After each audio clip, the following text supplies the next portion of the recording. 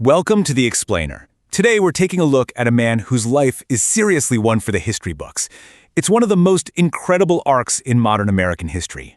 We're talking about a story that starts with profound tragedy and crushing debt, skyrockets into just unparalleled global triumph, and ends with a relentless, passionate mission to give it all back to the planet. Okay, so let's dive right into this. How exactly do you take over a failing, debt-ridden family business when you're just 24 years old, transform it into an unstoppable global media empire, and then decide, you know what, acquiring all this wealth isn't the end goal, it's just a tool to help save the world? $2.2 billion. Let that number sink in for a second.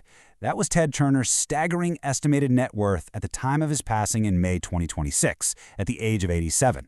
But as you're going to see, the money itself, it was never really the point for Turner. For him, it was all about the game, the thrill of the risk, and ultimately, the massive legacy he could leave behind. To make sense of this larger-than-life story, we've broken this explainer down into 4 parts: tragedy to billboard empire, Captain Outrageous and CNN, marriages, family, and Fonda, and finally, the billion-dollar conservation legacy. Starting off with Chapter 1, Tragedy to Billboard Empire, The Origins of a Maverick. So Ted Turner was born in 1938 in Cincinnati, to a family whose wealth actually came from billboard advertising. But his early years, pretty turbulent. In 1959, he was actually expelled from Brown University after getting caught with a woman in his dorm room. But the real turning point, the absolute lowest point in his life, hit in 1963. Turner was only 24 when his father, who was battling massive debt, bipolar disorder, and substance abuse, tragically took his own life. Suddenly, Turner is left holding the bag on a failing, bankrupt billboard business, with the board putting immense pressure on him to just sell everything off and walk away.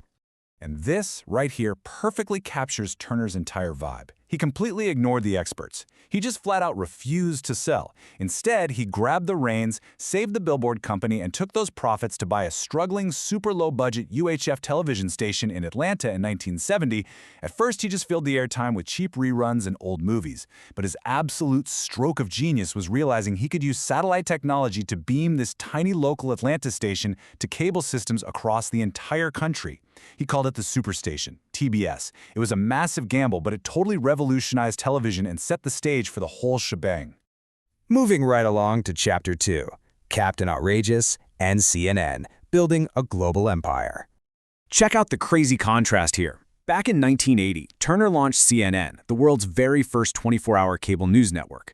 And the broadcasting industry, they literally laughed in his face. They mockingly dubbed it Chicken Noodle News, and pretty much everyone predicted he'd be totally bankrupt within a year. And honestly, it was really rough at first. He was reportedly bleeding $2 million a month. But Turner bet the farm on it. Fast forward to the 1991 Gulf War, when CNN is broadcasting live right out of Baghdad, completely bypassing the traditional evening news anchors.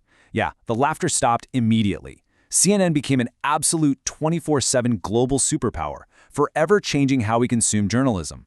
Now, Turner was never one of those quiet, behind-the-scenes executive types. No way. He was widely known as the mouth of the South. He was combative, totally unfiltered, and unapologetically bold. His famous motto was, "Life is a game, money is how we keep score." And that perfectly sums up his mindset. He was famously provocative, constantly getting into very public feuds, and sometimes his impulsive remarks sparked massive public backlash. But you know what? That exact same fearlessness is what allowed him to take risks that literally no one else would touch. And he didn't just compete in the boardroom. The guy was a beast on the water. Turner was a fiercely talented sailor. He learned the ropes in the grueling Southern Ocean racing circuit and eventually acquired the yacht Courageous. In 1977, he steered Courageous to a jaw-dropping 4-0 sweep of Australia in the America's Cup. But honestly, it was the post-race press conference that really cemented his legend. He showed up visibly intoxicated, delivering this erratic, totally unfiltered, and utterly electrifying speech. The media absolutely ate it up, and right then and there, they crowned him Captain Outrageous. Meanwhile, to feed his rapidly expanding television networks with content, Turner went on an absolute shopping spree. He bought the Atlanta Braves baseball team in 1976, basically to guarantee cheap live programming for his superstation.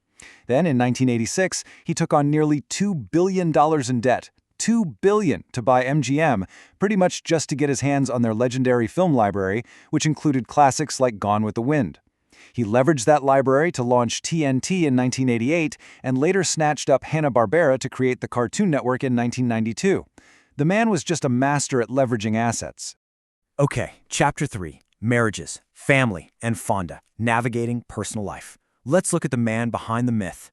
Turner was married 3 times in his life. He married Julia Gale Nye in 1960 and then Jane Shirley Smith in 1965, a marriage that actually lasted over 2 decades. But without a doubt, his most famous relationship was his third to the Academy Award-winning actress and activist Jane Fonda.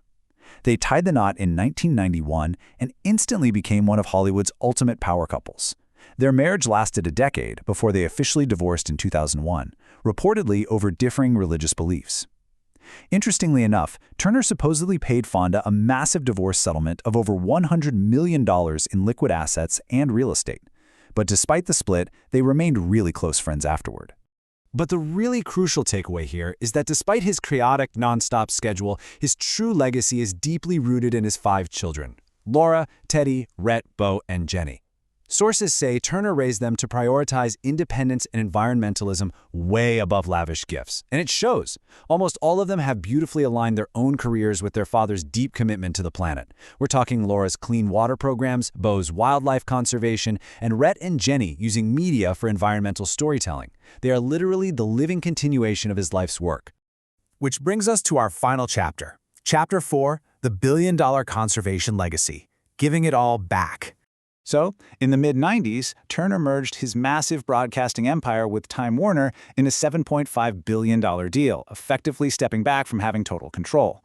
But then, in 2001, Time Warner merged with AOL right at the absolute peak of the dot-com bubble, and it was a disaster. The stock completely collapsed, wiping out billions of dollars of Turner's paper fortune, and he eventually resigned from the board altogether.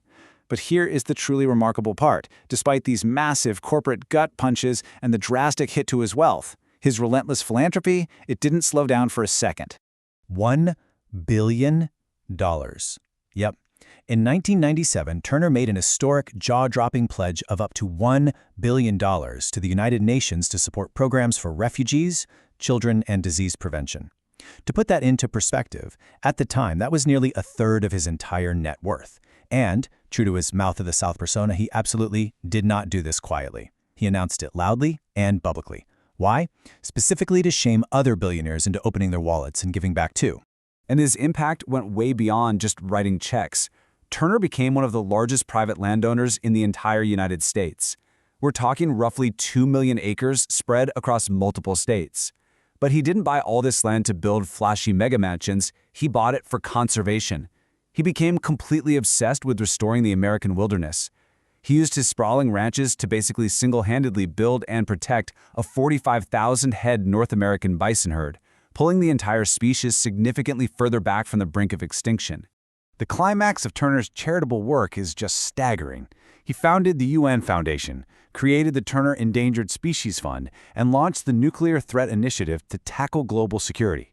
Later in his life, he eagerly joined Warren Buffett and Bill Gates in the Giving Pledge, officially promising to give away the majority of his remaining fortune. Ted Turner passed away in May 2026 at the age of 87 after a very brave public battle with Lewy body dementia. He left behind a world that was fundamentally changed, not just by his wild media innovations, but by his monumental generosity. So, that leaves us with one final thought.